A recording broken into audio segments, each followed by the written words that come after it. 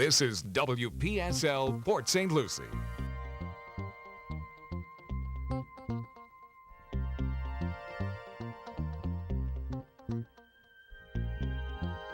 Uh-oh, look out. Because the views expressed on the following program are stood behind 100% by the host of the show and all of his callers who love him so dearly. Friends, the content you hear on this show might not necessarily be that of WPSL, but you are still encouraged to like and share it on Facebook because it's time now for the African American Scene, brought to you by Howard Insurance, Howard and Associates. In fact, the show is hosted by the one and only Rudy Howard. Good evening, good evening, good evening. Always glad to be with you here on a Wednesday night. Well, you know, I've had some interesting few weeks. I had some surgery, and then the following week after that, I was still on the recovery, and it's been 3 weeks now, and I'm still on the recovery, but we're here. And I know you haven't had a chance. Last week I had a guest. So it's been like almost a month since you've had a chance to really call in and have at it. So, and I had somebody that wanted to come on tonight, and I said, no, next week. Yeah. All his fans want to call and beat him up tonight. Exactly. I said, I said, my audience, they dying to get in here and fight with me. So I gotta give him at least a chance to get in here tonight. That's right. Fair. So, needless to say, there's so much going on. It's just like mind-boggling. You're not required to agree with everything Rudy says, and if you don't agree, that's especially a good reason to call, right? That's Rudy? absolutely. Now, if this is the first time you've ever listened to me, let me explain to you how this works. When I have an open mic night, what I do is, on rare occasions, I just throw it open and say whatever you want to talk about.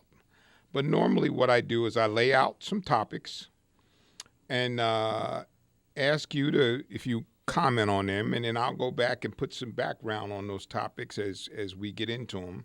Mm-hmm. And so let me give you topic number one. Now, folks, listen carefully to these topics because these are the topics that you're invited to respond to. So be sure to listen to all the topics first and then call in and have at it. Get ready to rumble. There you go. Yes, he's right. The one topic number one is a kind of a non-topic. I attended a graduation at the IRSC of the Police Academy. And there was a young man in there, and I will say his name because I'm very proud of him, Michael Redwood. He and Trevor went to elementary school together, so I have known him. Jesus, he's like another son to me. He comes in, he's got a key to my house. He's welcome to come in anytime he wants, and I was so proud of him, and I watched him go up there and get his diploma as a newly certified police officer, and I got all choked up, but he did it, and I am so proud of him. When he first came to me and asked me about it, because he and I have that kind of a relationship, I said, by all means, I think it would be very good for the community for you to be a police officer. Now, for those of you who have listened to me for a long time, I bet some of you are so shocked that you're about to fall over on the floor I would say that. You would encourage a young black man to become a police officer? Yes, exactly. Oh, okay. Now, I don't have a problem with it, but you hear the eyebrows out there, right? Yeah. Now, if you're shocked, that just goes to show you how much you don't know me, if that shocks you. But anyway, so that was fantastic. I was so delighted, and a new group of young people up there that are now going to be police officers. And my God, we need some young folks that are committed to the community to become police officers. Mm-hmm. Okay, topic number one. I have come to the realization our democracy is much more fragile than I ever realized. Think about that for a second. Our democracy is very fragile. And you know, I think so many of us have gone through our lives not giving that much thought, but recently I have given that a lot of thought. And I'm certainly prepared to discuss that with you, and I hope that you have begun to realize how fragile our democracy is. Topic number 2. This will get some of you stoked up. President Obama was the only president in the last 50 years that had 0 indictments and 0 convictions in his administration over 8 years. In 50 years. The only one. The next closest was President Carter. He had 1 indictment, no convictions. He had an embarrassing brother that drank a lot of beer, too. Yes. Don't take my word for it. Go back and look, and you will find all of the indictments and convictions, and they're right there for you. They're all spelled out, not a problem. But think about that for a second, and I can tell you, we can get into why, because some of you are going to say that the media is the reason why Obama did not have any indictments and convictions, and no, the media is why Hillary didn't have any. Right, exactly, yeah. Okay, here's another one. And this was in the Sunday paper, and Brenda clipped it out and gave it to me. There is a segment of the white population that feels whites are discriminated against. Isn't that interesting? Whites. I've heard a little here and there. Yeah. They feel that they're being discriminated against. The big one is the equal opportunity employer thing. Yeah. Where what normally would somebody would be applying for a job, a white guy applying for a job, goes to the interview and everything, and then he finds out that the black guy that applied got hired because they had an EEO quota to meet. And that comes with the territory. But it's not discrimination. But they call it discrimination. Well, that gets people really upset. I know there's people right now, when you said that, are beating on their radio because they get so pissed off about that. Mm-hmm. But of course, I'm always prepared to discuss that because that's a subject that's near and dear to my heart. Here's another one. Our country is deporting people who served in the military. Oh, foreigners that served on our behalf in the military? Yes, there are people You're not letting that them stay here. Right. They fought for it. Some of them died for it, but they're not. It wasn't good enough. It wasn't enough to let them live here. Wow, that's sad. That is just absolutely. It's ridiculous. The first time I heard that, I said, "Did you Snopes?" No. Yes, I did. That's exactly, Cliff. That's exactly what I did. That's the new buzzword for everything now. You say, hey, the sky is blue today. Did you Snopes that to make sure? I did, and Snopes put fact in the big green. Yes, it's true. We have veterans who served and are being deported. There's one story of a guy that was sent back to Mexico. He had been here since he was like 5 or 6 years old. Mm-hmm. He had no idea what he was doing in Mexico, and he's still trying to get back. He probably doesn't even speak Spanish. Yes. And I know, but something's wrong. Well, and here's what I'm going to say, because we know that our audience is predominantly conservative. Do you agree with that? I know many of you don't agree with immigration, but do you agree that person should have been deported? Here's I have two more, and then we can have at it. Okay. All right. I have a couple more, and then we can have at it.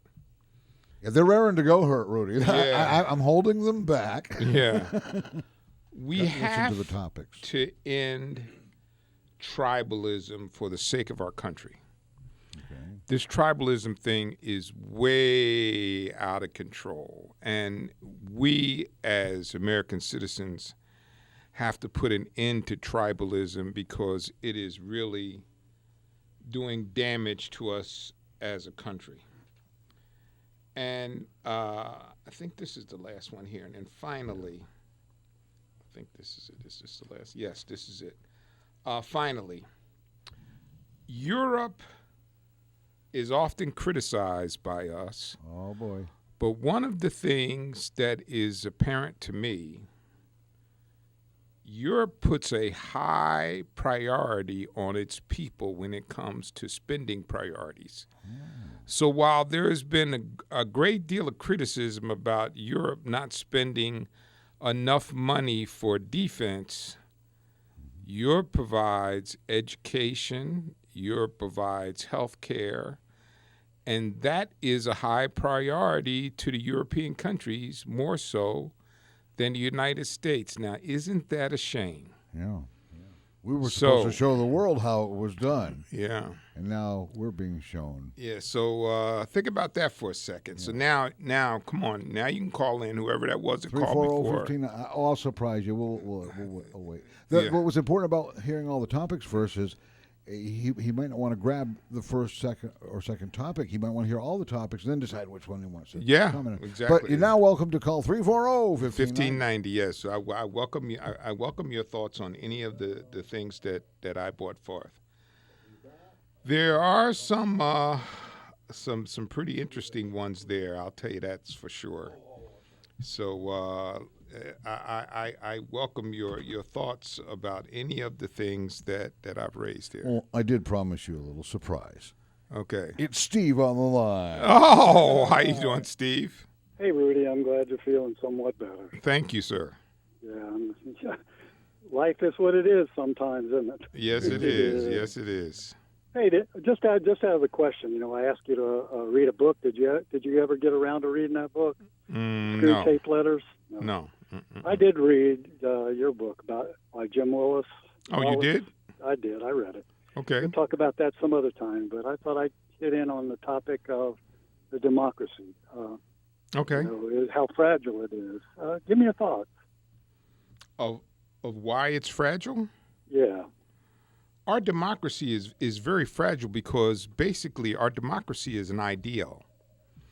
And most of the democracy, our democracy is based on our willingness to accept principles that are set forth in the Constitution and a willingness to adhere to those principles that are set forth in the Constitution. For example, one of the examples that I heard most recently, which I found very alarming and I had never thought of, one of the attorneys that was involved in the case against Richard Nixon, when he lost that case in the Supreme Court, and the Supreme Court said he must turn over the tapes, the person that was doing the interview said, well, what would you have done if he hadn't turned over the tapes? And the attorney said, I really don't know. And I thought to myself about that. There was nothing in our Constitution that would automatically have prescribed some kind of discipline or punishment to the president for failing to turn over the tapes as prescribed by the Supreme Court. And I thought to myself, well, that's pretty doggone scary and very interesting. Just to have the question to clarify, you're saying so the democracy is fragile because of the president? No, the democracy is the democracy is fragile. He's telling you the position he thinks you got. The democracy is fragile because it requires us to accept certain norms and principles that have been established over the time that our country has been created as a way for how we do things. And if you have a person that has decided those things do not matter, which we had not had up to this point, it can throw our democracy into a tailspin. But what, I understand where you're going, but I don't. Let me clarify what I'm thinking. We have three branches of government. Yes. They're supposed to check. Yes. Balances. Okay, that's the first statement. So our democracy had safeguards. But did you actually take the time? And I gave you a guy named Tytler, and you look up the cycle of democracy. Did you do that? No, I did not. Okay, well, you need to do that. You need to do that. I mean, if you're going to give me books to read, I read them, and I read them. So I ask you to look up Tytler and see what his cycle of democracy. But that really, actually, it doesn't it doesn't obligate Mr. Howard to do so, though. I know, but give me the name. But give us the information. The information. Give me the author. Give me the author's name again. Yeah. The guy was Tytler. And what's his first name? I don't have his first name right here with me. Okay, what's the name of the book? But it's a Tytler cycle, Tytler, Cycle of Democracy. Okay. And basically, what he says, because the definition you're using for the democracy is not really what a democracy is. A democracy, by definition, is ruled by majority. That's what the definition of a democracy is. And therefore, it is the most prejudiced type of government there is, because, 48%,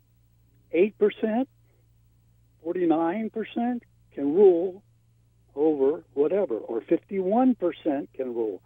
So the democracy, once you have 51%, they're prejudiced against.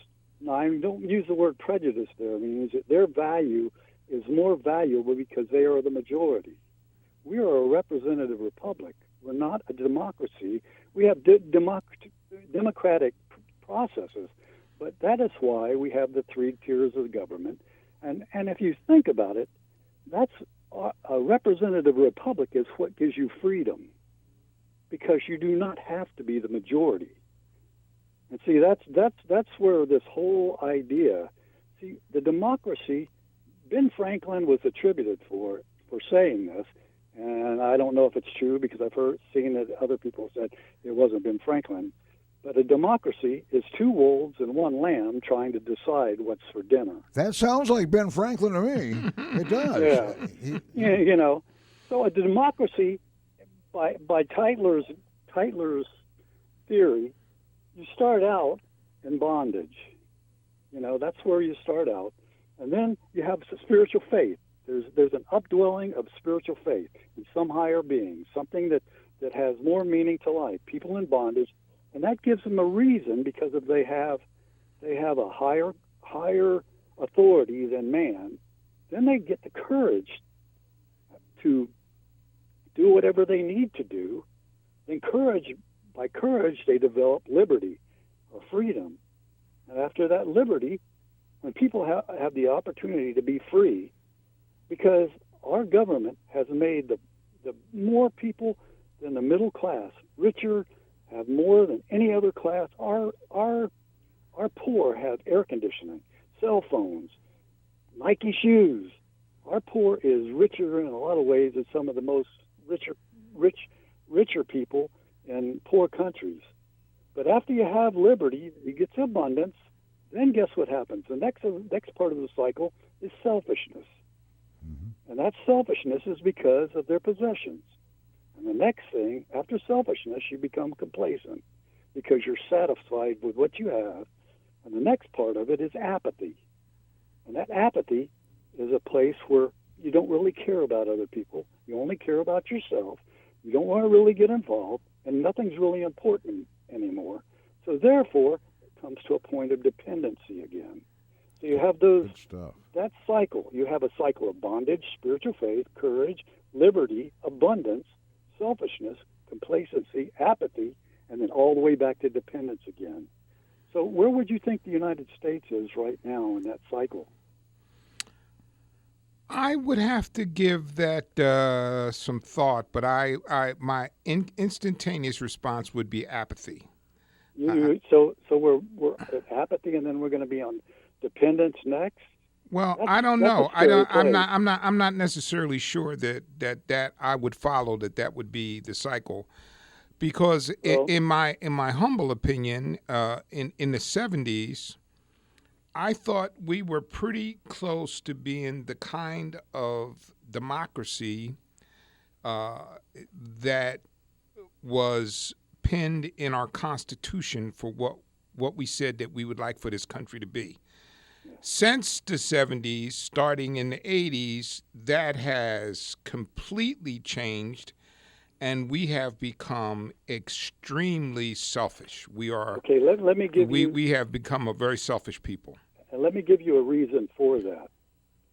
Okay, I'm going to listen to that. Okay, we have become subjective thinkers, not objective, subjective thinkers. An example would be, let's say an orange. An orange is round. It's kind of a yellowish orange. It has moisture in it. That's all objective. Subjective is saying, I like that taste. You should like that taste too because I like that taste. That is very sweet. And see, what we've done in our society is we're on that. I agree. We're apathetic. We see everything from our point of view. But the problem is we see it in a subjective point of view. We don't see it objectively. Well, that depends. That depends because there is. Why can't I taste the item and say I think this is sweet? What is your wait a minute, wait, let me finish. Why can't I taste the item and say I think that's as sweet, and I'd like for you to try it and tell me what you think? But you still. But subjectivity would make them subject to have to, though. Huh? No. No? Well, yes. You keep in subjective. Even if I tell you it tastes good, you have to taste it, and I agree with that. But it still is objective because candidate number 3 might say, "Ooh, that's too bitter. That's too acid. Man, that burns my mouth." Okay. The orange might squirt them in the eye. Yeah. Okay. So what does that mean? My point being is, we've come to a point where I must force you to think like me, feel like me, have emotions, and you have to understand subjective deals with emotion, it deals with assumptions, it deals with desires, it deals with conditions that I can imagine, but those are things that I cannot convey to you how a prune tastes. But I can tell you what color it is. I can tell you the shape. results. I can say, and see, in our government and our people right now, people want to force other people to make them feel and react the same way that they feel. And if you don't, really the saddest part of this whole equation is, and I'll ask it a question, because what is a compromise between? How can you compromise good and evil? Well, first of all, let's back up to the point that you were saying that we want to make everybody believe what we believe. I'm going to say that that's not as true on the Democratic side as it is on the Republican side. I'm going to tell you why. I'm going to give you an example. If you look at Joe Manchin, West Virginia senator, he votes as Republican as much as he does Democrat. He is not ostracized by the party. Not subjugated by it. He's not subjugated by the party. Bernie Sanders is a socialist.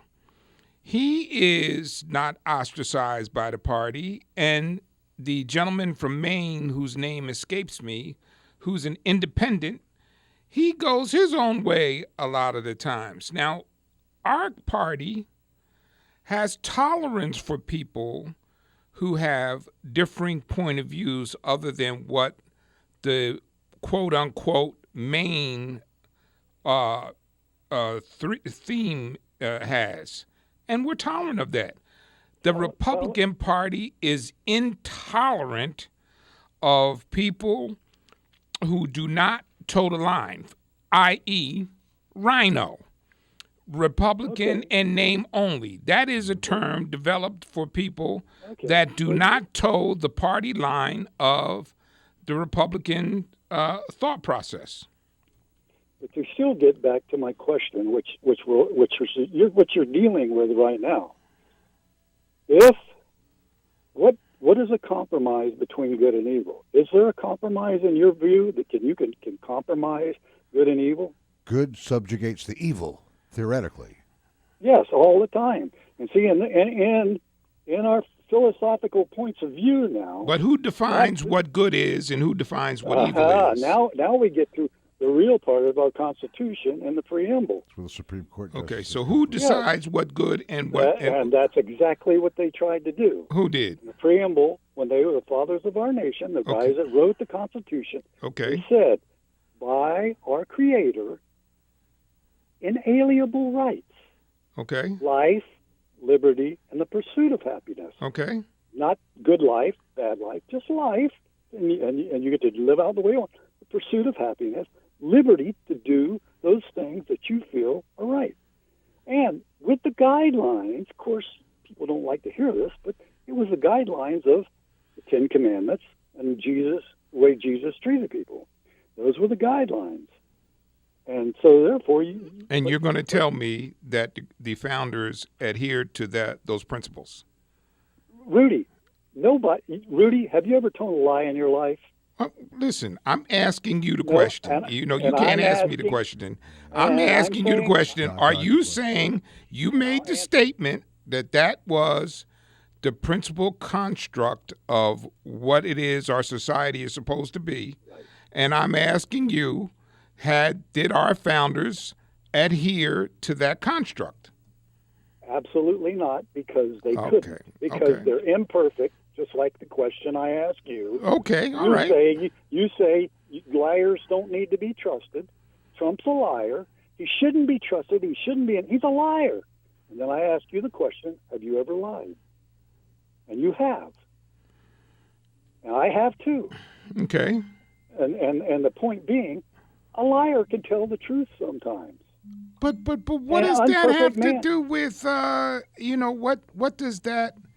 Are you saying because any one of us has told a lie that pardons his behavior? Is that what you're telling? Oh Lord, I hope you're not telling me that. No, it doesn't pardon anybody's behavior. Okay, but that makes his lies acceptable because other people have told a lie. Does it make your lies acceptable too? No, I'm just asking the question. Do you I'm think? Asking you because you're going to use that against me and say, well, yeah, if he lies, then I have to hold that against him. Here's what I'm going to say to you is this, okay? I think most of us at some point in our life have told lies, okay? Many. Probably. Yes, I would say that's probably true. I had an elephant sandwich for lunch. What I'm going to say you might to be you, lying to me right now. Okay, so what I'm going to say to you is this too. I am deeply disturbed by the argument that we're getting ready, the path that you're taking me down, to try to justify his behavior because we are all imperfect. That is like, wow, I can't believe a good Christian man like you are trying to make his behavior okay because all of us have told a lie. See, now you're Christians do that all the time. Now you're making an assumption that's subjective because you're making an assumption about something that you can't actually know. Well, I can't know that for sure. But I'm smart enough. I am smart enough to see that your reasoning and the path that you're walking me down. And I've told you before, you try to walk me down paths, and I see them coming 10 miles away before I get there. You're walking me down a path that's going to tell me that, well, he may be telling the lie. But in the end, he's told a lie, and he's really no different than the rest of us. I guess that's not the path. The path. Okay. People, the conservatives knew who Trump was. They knew who Hillary was. Okay. So they had, just like every day, sometimes you have to choose between the best of two evils. Okay. Yeah. Okay. And so objectively, that's what you have to base it on, not emotions. And Trump stood for many of the things that all we can do is go by what he says. I have Obama's first card that he gave out on things that he was going to accomplish when he got into office. So you remember, I'm a Democrat. I'm a registered Democrat. I get everything that comes through, so I can have surveillance on a lot of these things that come through that maybe the Republicans wouldn't. So I'm not a Republican. I'm because I believe the two-party system needs two parties, no matter what they are, and between those two parties, we don't need 5, 7, because that means less people vote. So one person can make a very small minority of the people over all the rest, and that's not a representative republic. But from the standpoint, we had to choose between him and Hillary. His character was bad.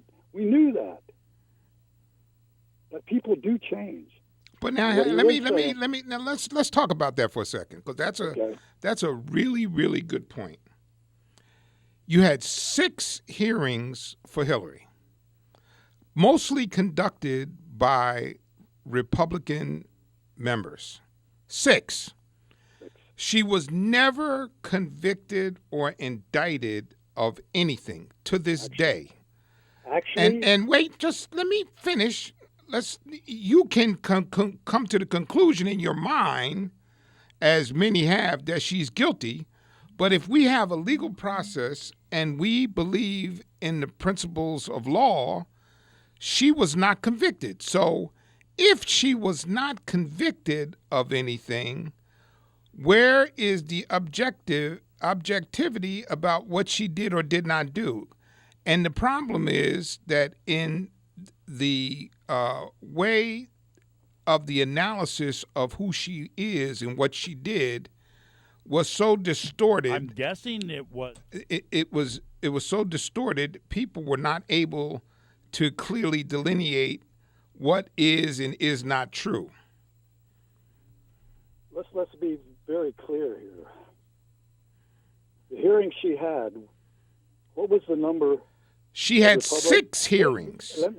Tell me, the hearing she had, what was the number, the voting number on the hearings? Was it more Republican or was it more Democrat? There was mostly Republican, yes. No, it wasn't. Yes, they it had was. Hearings, but they all had votes. It all came down to votes. And the reason, remember, Mueller was Hillary out. She said he was the problem, and that's why she didn't win, because he brought up stuff.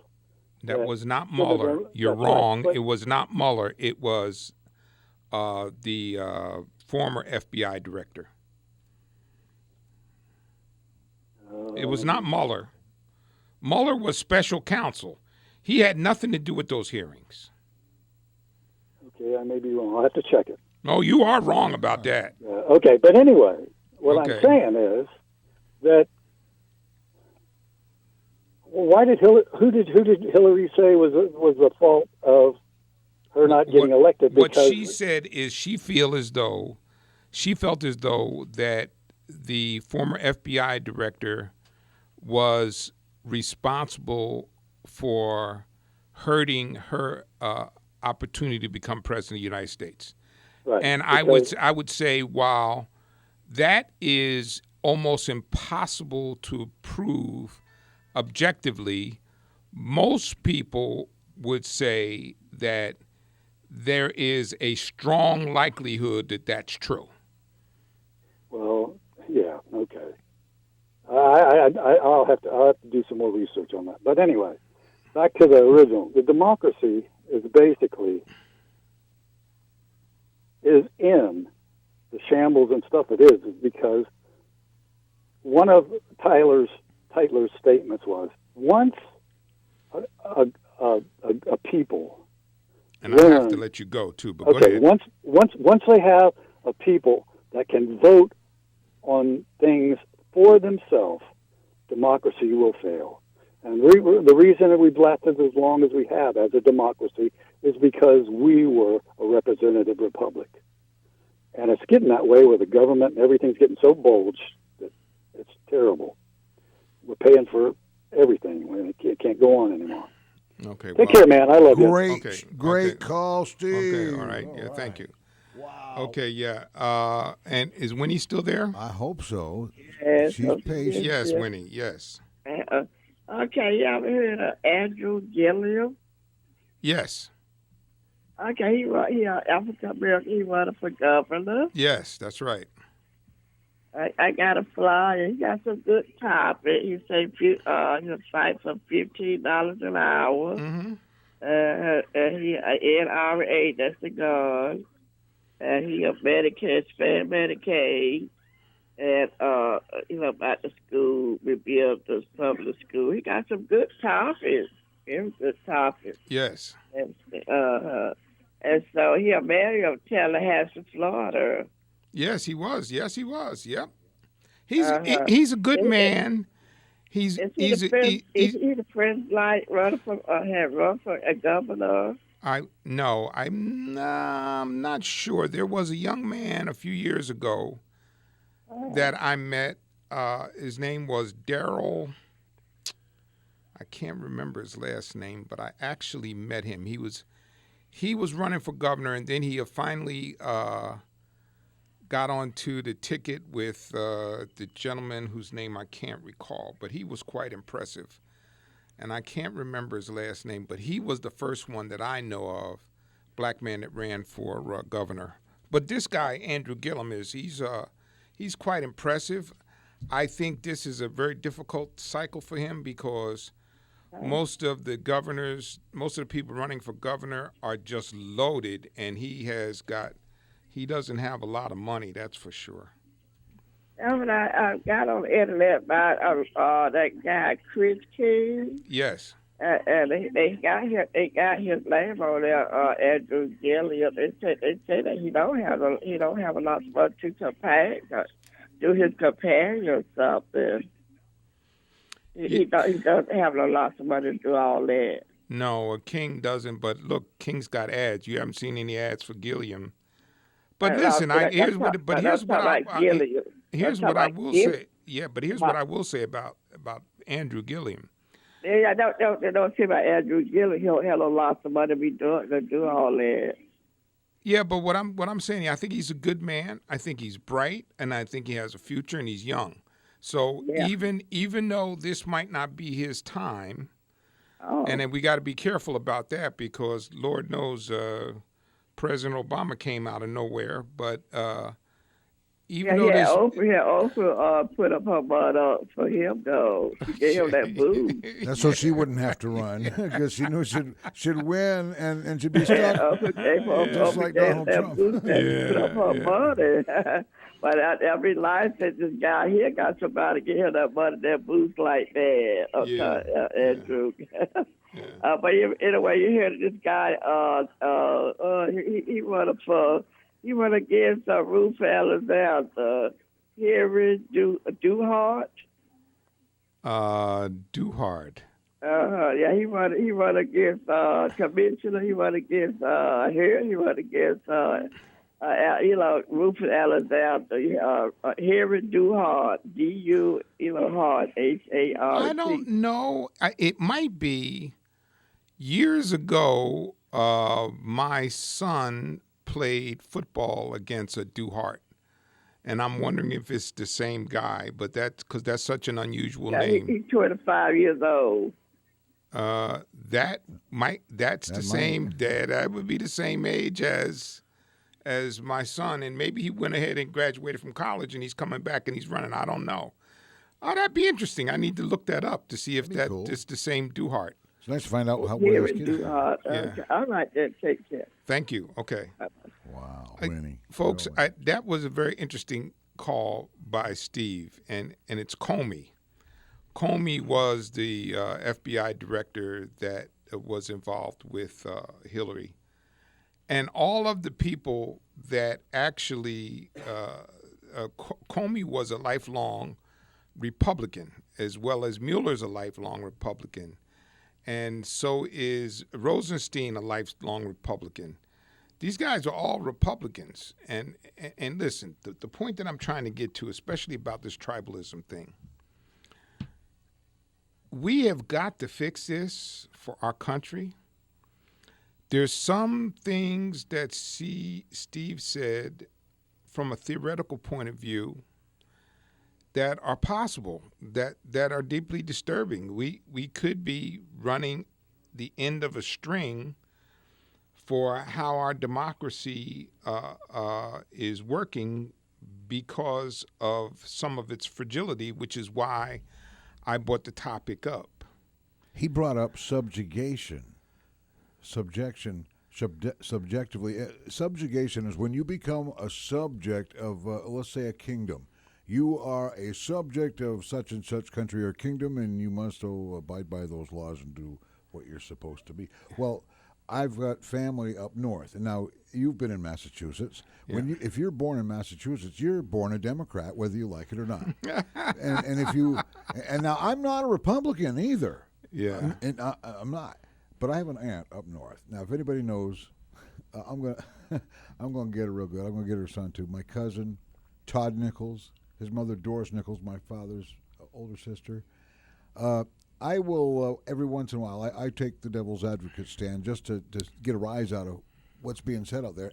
I can't go to Facebook without seeing all the Trump bashing all the time. So I always say, whatever happened? We were supposed to respect our president, even though we didn't vote for him.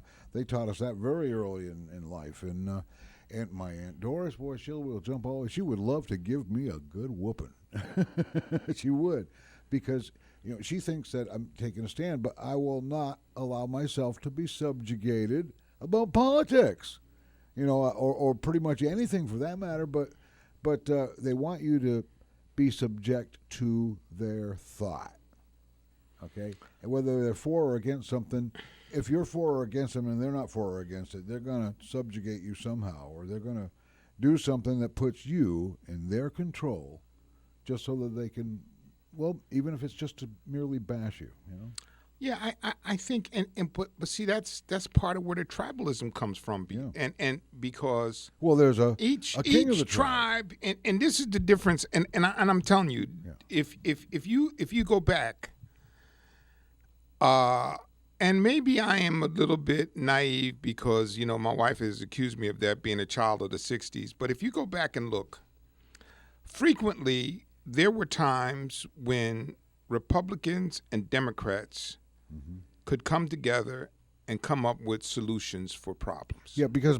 it took both sides to iron out all the wrinkles that would occur if you went on this side.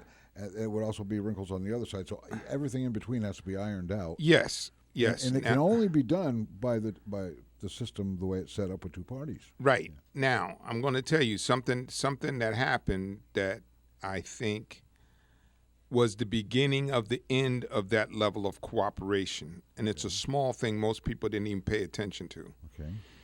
When they started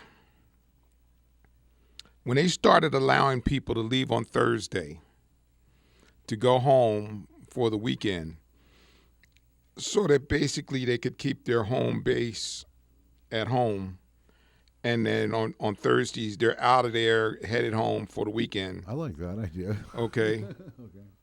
That created the basis for what began to happen, because now they weren't there on the weekend to have dinner with each other, or maybe occasionally have to go to an event together with each other, or those kinds of things. And being able to avoid that kind of personal contact had led to no feeling or obligation of trying to get along with you. So as that continued to expand, each person became more deeply entrenched in their own little world. So as a result, I think you now have a situation where if I'm in my world and you don't believe what's in my world, then you're a demon. And that's the real problem, that if you don't believe what I believe, then you're a piece of crap. Yeah. You know, that's I get that all the time. Yeah, you know what I mean? That's the real issue. You don't believe what I believe, so now you don't care about the country and you're a piece of crap. Well, no, I'm sorry. Listen. Actually, that's basically just a fancy-schmancy way of calling somebody a piece of crap by adding all that stuff to it. Yeah. Because it's just a matter of opinion. It's not a fact. It's far from a fact. Yeah. Listen, you can get yeah. I've been saying this, what I'm getting ready to say now, for about 4 years. And only recently have I had a couple of people say, you know what, you might be right. I said when Trump was running, you're looking for the wrong thing in a leader. You didn't like Obama because he was too professorial and he was not enough of an emotion for you to feel as though anything upset him. Well, that disturbed you, but that didn't disturb me because I like a guy that seems balanced and to be in control. You were calm because you trusted that. The image that he was giving you of a what did you call it, scholarly type of a person. Professorial. Professorial, yeah. Like a professor.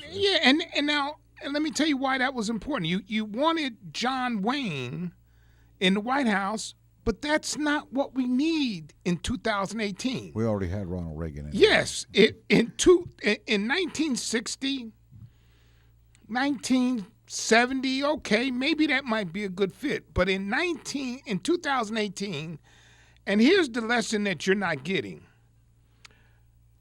The Russia has one raggedy aircraft carrier. We could blow that out of the water in about 2 seconds flat. With That's a Cessna. Yeah, right. That's all they got. And that thing, if you ever seen it when it's out on the water, it blows smoke. It's a piece of crap. It burns coal. But listen, here's the point you're missing. They figured out they don't have the money or the resources to fight us in a hardware race. So they gave up. They're no longer trying to beat us in a hardware race. I think I read somewhere, it was either in the last couple of days, their military budget is like $65 million. Ours is $730 billion. But what they did figure is, I can't beat them with hardware, but I know something I'm good at, and it's cyber.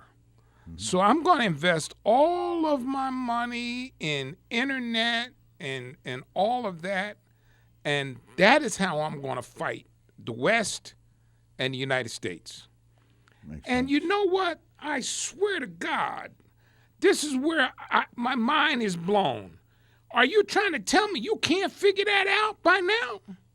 How can you not figure that out? And the other part of that is, there is nobody that could convince me, if we decided that we were going to get into that fight and get ourselves entangled, up to date in cyber like Russia did, we'd blow them away in about 2 seconds with all the technology and the expertise we have.